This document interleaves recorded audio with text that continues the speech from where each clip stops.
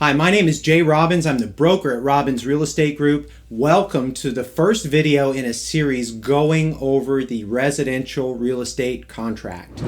So, the most common contract that we're going to use for most transactions in Texas is this residential contract. We will refer to it often as a 1-to-4 because it's a 1-to-4 family residential contract.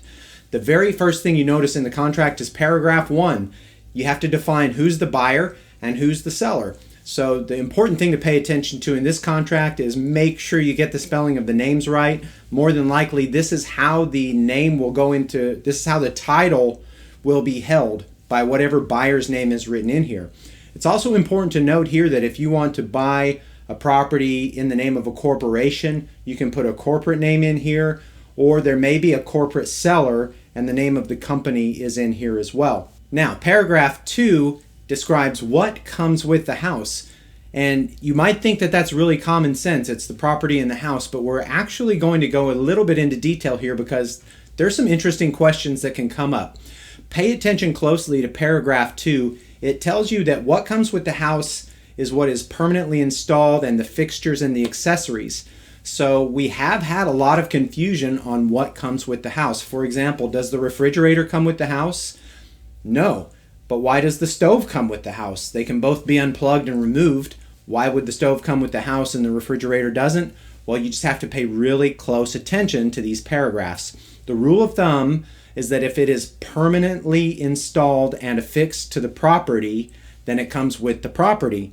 And speaking to a couple of attorneys throughout the last 20 years, they've given me a really good way of thinking about this to know if it comes with the property. If it takes a tool to remove it, or if it leaves damage to remove it, then typically it does come with the house. Now there are some exceptions to that, and that is below, that's the bottom half of paragraph 2, where it talks about accessories. These are things that are not attached.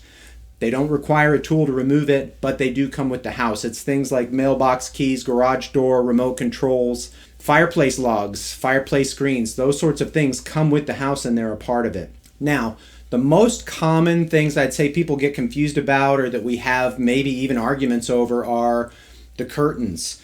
You know, a seller may take the curtains with them when they sell the house and move out, and then the buyer moves in and says, hey, what about the curtains? Sometimes that can cause a little bit of confusion after closing. So when in doubt, make sure that you check this paragraph 2D. If there's anything that should be excluded from the property, it should go right there in paragraph 2D. And even if there's any question, I've had a lot of sellers say, look, I know, Jay, you've told me the refrigerator's not included. We just want to make sure. We'll go ahead and write it there in paragraph 2D just to make sure everybody understands. Okay, hey, anybody who's watching this, if you've had an experience, especially one of these frustrating experiences where there's some confusion, I'd love to hear about your story in the comments.